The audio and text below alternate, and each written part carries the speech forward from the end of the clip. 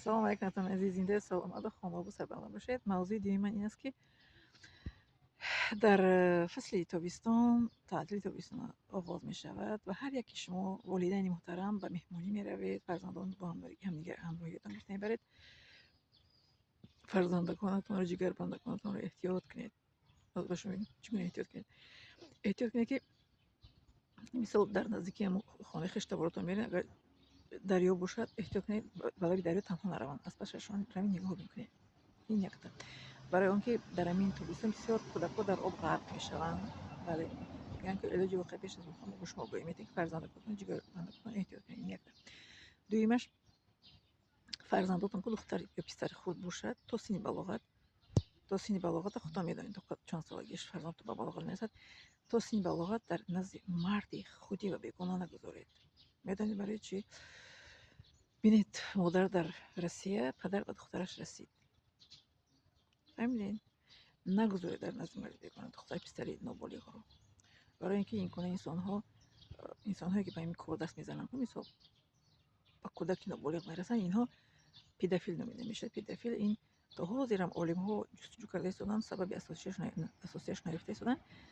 بعضی سبب‌هایش رو به شما میگم، چند تاش رو. سبب یکمش این که ما میگیم که از خدا نترسیدن، به خدا ایمان نداشتن. ما همچون مسلمان هست، من این از فکر خودم میگم. دویمش این عالم‌ها میگن که از روانی شکسته شده باشد، یعنی که شکسته روانی گرفته شده باشد، روحان شکسته باشد. چگونه؟ از پدر و مادر مهر نگرفته، به مهر پدر و مادر کلان شده باشد، یا که به مهر پدر به وی رسیده باشد، یا که به مهر مادر.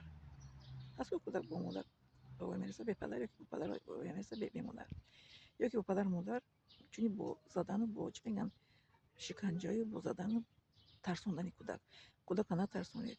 حاضر در اصل پیستگی ما علم‌های با قرآن تابان میکردگی میگن که وقتی کودک رو مادر با چشم علا میکنه که واسه طرف کودک واسه علا کردن چشم مادر به کودک جین میدراید. بعد میگن که سی جین شبتر میکند، شبتر میکردگی میشه، با یک حیات ترسناک میشه. وقتی که به وای رسید به کشورهای غیر وطنی خودش که برآمده که خودش حمایت کردن نمیتونه. کسی که به او زوری کرد او آزمایی کردن نمیتونه خودش رو حمایت کردن، نه جسماً نه روحاً نه با زبان خودش رو حمایت کردن نمیتواند. این دویم سبب. سوم سبب این است که انسان شهوتش زیاد باشد. اما مرد این چون همین کارو میکند. بله، شهوتش که زیاد شد کودکی و بالغ رادی خود دختر خوب رو میرسد. برای کودک خودتون به حالت چشمتون نگاه دارید. هموطنان از مهربانم، والدین محترم، کودکای ما در نزد کودکای ما از جانب اوتایی امانت است. امانت رو نباید کرد خیانت. بله، ما باید که کودکمون رو دوست که تکجوکی نباشد، باید که دوست داری کنیم، مهربانی کنیم و هیچ گوه نزنیم، شکنجه نکنیم و از خداوند داییم باید که باید رسانده استیم. ما رو پدر و مادرم دادگی نیستن. داییم به شما میگم که پدر و مادر من 6 فرزند به وای رساندن و مهر و محبت. ما رو کتگی نیستن که ای توی کار چی بکردی نمیکردی. وقتی اون کار ناجو میکردیم میفهمونن که اگر انسان این خیر کنه این خیر میشه، این خیر کنه این خیر میشه. لیکن اولی موش که ناجو کردگی نیست. مثال اگر میکردیم که از اهل اولی مو خشت آوریم، مثال میفهمونن که این خیر میکرده این خیر نمیشه. لیکن مو 6 نفر الحمدلله یگان کسی ما کاری چی میگن نامعقول کردگی نیستیم. از مکتب از نام یگان نفری ما با پدر و مادری ما آمدگی نیستش که فرزندش در مکتب میکنه کارو کرده.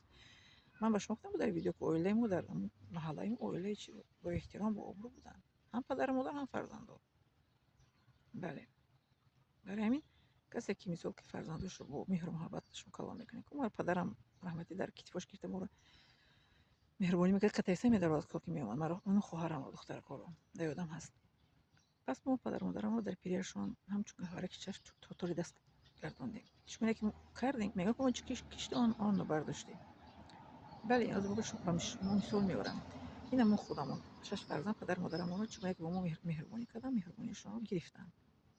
هم خلاص من به نزدیکی چی میگن بندهای رسم چی هم کراسوفکی هم یک تشکنده شد. دخترچم گفتم که دکی جور مگزین هست که رفتم بند خرم کراسوفکی.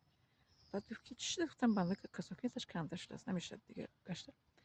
بعد دخترچم اشتانو فکر کردم گفتم دادی چه جون یک چی ازیسته رفتن بند کراسوفکی که آوردن از کراسوفکی که خریدگی بدیم با درام در اون کراسوفکی دو تا با بندی چی داشته است میتونم که خیلی ایلوگی اینا چه جنگو کدامشه که میگیرین گیرین گفتم کدام به خودت معقوله چه جنگ کدامش به شما معقوله گیرین ببینین که من فکر بودم در فکر بودم که مثلا کجا مغازین روم چه خیلی خرم چیکار کنم مثلا چند باشد اما ببینین که فرزند مهری که من دادگیم به فرزندم اومده جوابش رو گفته ایستادم که غیر اینی بود چند کارهای دیگه از فرزندم هم میگیرم در جوابی تربیتم لیکن او کاری ما رو آسان کرد خداوند گفتم برکت بده فرزند جان گفتم فرزند جان گفتم دختر جان در این جهان و در قیامت خداوند سعادتمندی به تو گفتم خدا تعالی نصیب گرداند که کاری ما رو آسان کردی بچه جان گفت وایکنین باشتان شده گفت سلامت باشین همین برایش میگم که آنچه که کشتی آن رو برداشتی